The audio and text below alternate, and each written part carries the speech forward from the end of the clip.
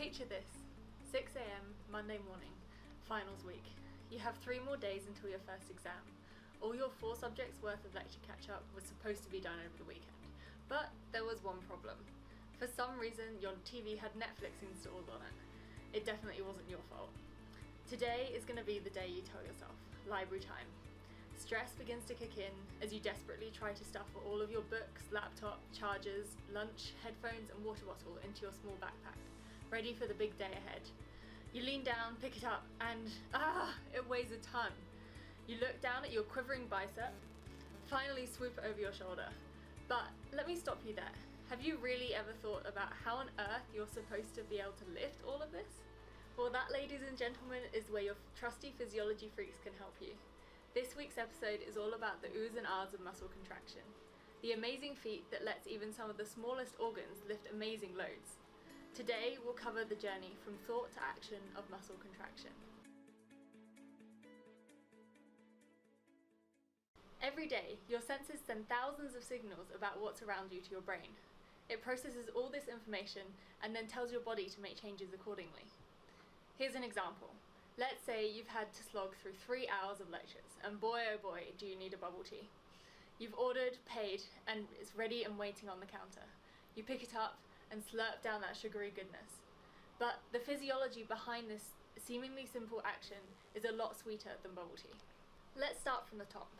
First, your eyes observe the drink and transmit this information via electrical signals along the optic nerve to the visual cortex of the brain. This is where the neuroscience fun begins. This electrical impulse then somehow initiates the conscious thoughts of there is a bubble tea and subsequently I want it in the prefrontal cortex. Scientists are still trying to understand how this occurs, but that's a story for another video. Long story short, these thoughts create another electrical impulse in the motor cortex, and this signal, which we will call an action potential, is what we're going to focus on today. Just like a charge passing through a wire, the action potential propagates from the motor cortex along the corticospinal tracts within the spinal cord by depolarizing the axon. For more information on exactly how this signal propagates, check out our video on nerves and action potentials. Everything we've described so far occurs in the central nervous system. However, once the spinal cord interacts with, or in other words synapses with, an alpha motor neuron, the action potential enters the peripheral nervous system. Again, to learn more about synaptic transmission, check out our video on the topic. Anyway, the alpha motor neuron projects its axons from its cell body. These axons innervate the skeletal muscles, which are so important for picking up your sweet bubble tea. These neurons vary greatly in length, with the longest being the innervation of your big toe all the way from your spinal cord. So the action potential rapidly propagates down these axons until it reaches the axon terminal, the end of the line. Here, by its depolarizing nature, it flips open voltage-gated calcium channels, and the extracellular calcium ions flood into the end of the nerve. This triggers vesicles packed with the neurotransmitter acetylcholine to be exported from the cell by exocytosis into the synaptic cleft, the gap between the membranes. This particular synapse has a special name, the neuromuscular junction, as this is where the motor neuron synapses with a receptor-rich motor end plate on the surface of the target muscle fiber. The released acetylcholine then diffuses across the junction and binds to the nicotinic receptors on the muscle fiber membrane, the sarcolemma. This binding is coupled with the activation of a sodium-potassium pump, which allows sodium ions to enter the postsynaptic membrane. The membrane potential becomes more negative on the outside of the membrane than the inside, and this is depolarization. If adequate acetylcholine binding and sodium release occurs, or depolarization reaches threshold, another action potential is generated and propagates across the cell's membrane. This action potential then travels downwards into the transverse tubules, which penetrate deep into the cell, or muscle fiber. Here, the action potential's depolarizing effect alters the conformation of the dihydropyridine receptors in the T-tubules, triggering the opening of the mechanically coupled ryanodine receptor calcium channels of the sarcoplasmic reticulum. Thus, calcium floods into the cytoplasm of the muscle fiber from the sarcoplasmic reticulum, also known as the sarcoplasm. This calcium goes on to cause muscle contraction. This mechanism of the action potential triggering events which eventually lead to muscle contraction is known as excitation-contraction coupling. But to understand how the muscle contracts, we need to first understand its structure. Skeletal muscle is composed of connective tissue surrounding thousands of bundles of muscle fibers called muscle fascicles. These fascicles are bundles of parallel multinucleated cells called myofibers. Within each myofiber are thousands of parallel myofibrils containing sarcomeres. These sarcomeres are composed of two contractile proteins, the myosin-composed thick filament and the tropomyosin, troponin, and actin-composed thin filament. Myofibrils, those are a lot of terms to remember. But don't worry, our Physiology Freaks Quizlet will help you fix your terminology woes. The sliding filament theory is the leading explanation of muscle contraction. But we need to go back to before calcium enters the muscle fibre to explain this process. To help us picture this, put yourself in the shoes of myosin. Imagine that you're chatting with your friend before a lecture. Just as they're about to tell you some juicy goss, the lecture starts. You want to hear the rest of their story, but speaking risks being singled out by the scary lecturer. So you take a sip of your coffee, and this gives you the strength to restrain your curiosity. Once you're in the lecture, the coffee wakes you to the fact that you can still text your friend. This scenario highlights what happens before calcium enters the muscle fibre. Before the lecture, you are myosin, tightly bound to your friend, actin, whilst the coffee was actually ATP. When ATP binds to the myosin, myosin unbinds from actin.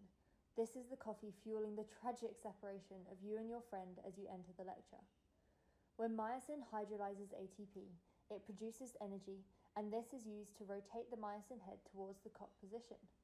Once in the cock position, myosin can weakly bind to actin. This is like the energy from the coffee fueling you to pull out your phone to text your friend. However, myosin and actin cannot bind strongly because actin is blocked by troponin. In the same way, you're still connected with your friend via text, but it is not the same as talking due to the lecturer's presence blocking you from leaving. So, now we return to you, sitting in your lecture, feeling as if your soul is draining out of your feet. You're praying for a miracle to get you out of this class.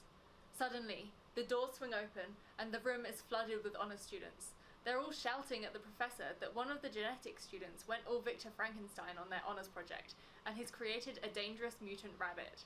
Horrified, the lecturer cancels the class as they are led away by the honours students. With your professor gone, you run out of the lecture to join your friend. You hug and are so hyped up on your shot of coffee that you swing your friend round with joy. This is what happens when calcium enters a myofiber from the sarcoplasm. If you imagine that the honours students are calcium ions, when they flood into the muscle fibre, they bind to troponin, your lecturer, and change its conformation, causing it to move away from your friend actin. The actin site is now exposed for you, the myosin, to bind to. And so now you can interact with your friend and hug them tight. The energy stored as ADP and an inorganic phosphate is then used to swivel the myosin head, like you spinning your friend around, pulling the actin filament into a power stroke towards the center of the sarcomere, or the M line. In this process, the ADP and inorganic phosphate are released, and the force generated by this power stroke is known as the active force. You stay talking with your friend until you have to leave for your next lecture. If there's another lab emergency, you can leave again and continue to talk. If not, you'll have to stay in your lecture and just chat over text. In the same way, the myosin will always release actin after a power stroke and return to the cock position. This happens because when the ADP and phosphate are released, this makes space for a new ATP or for you to buy another coffee, which releases the myosin from the actin. Myosin will always bind to actin and perform a power stroke as long as there are calcium ions available. But if calcium ions run out, it will simply remain in the cock position, weakly bound to actin, and no contraction will occur. So, that's all the minutiae of the process. But how does all that binding, unbinding, and swiveling actually cause muscle contraction? Well, as myosin draws actin in via the power stroke, the thick and thin filaments I mentioned earlier slide past each other and are pulled towards the M line. This shortens the sarcomere, causing the myofibril to contract, and this is sliding filament theory.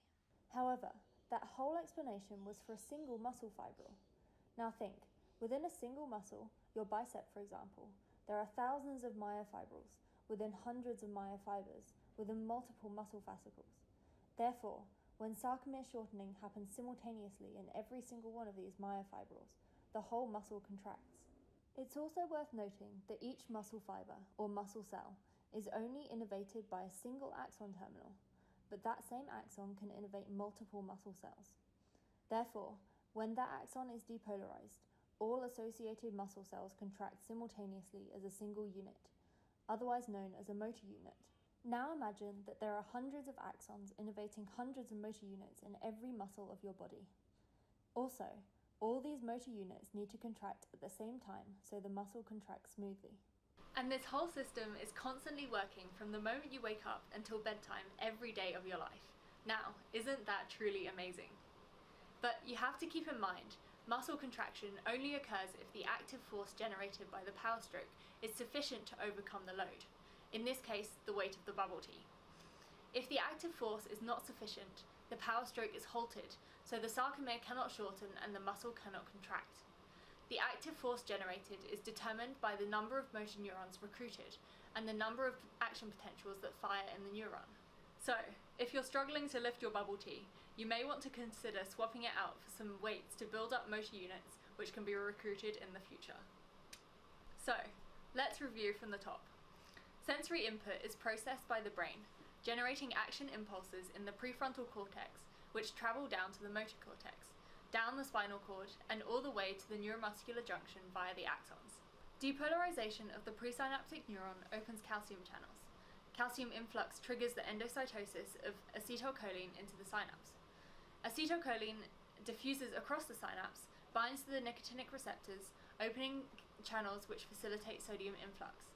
Once the membrane reaches a depolarization threshold, the action potential is triggered, which propagates along the membrane to the T-tubule. Here, the action potential's depolarization changes the conformation of the dihydropyridine calcium channel blockers, opening the nearby ryanodine receptor calcium channels in the sarcoplasmic reticulum. This releases calcium ions into the muscle fiber. These calcium ions bind to troponin, allowing myosin to bind strongly to actin and perform a power stroke, using energy from the conversion of ATP to ADP. This power stroke draws the filaments towards the center of the sarcomere, shortening the sarcomere and thus the muscle fiber. When motor units contract in this way in unison, the entire muscle contracts. And that is how you grab all your books and get to class on time, not forgetting your bubble tea, of course. So, did that all make sense to you? If so, test your knowledge using our skeletal muscle quiz, which you can find on our website or linked below. But if all of this is still gibberish to you, try watching this video again. Or you can ask us your questions in the comments below, and one of our physiology freaks will come to the rescue. That's all on skeletal muscle for today, but we hope you'll join us for the next installment in this series, where we'll delve into smooth muscle and what happens if you eat a kilo of hummus.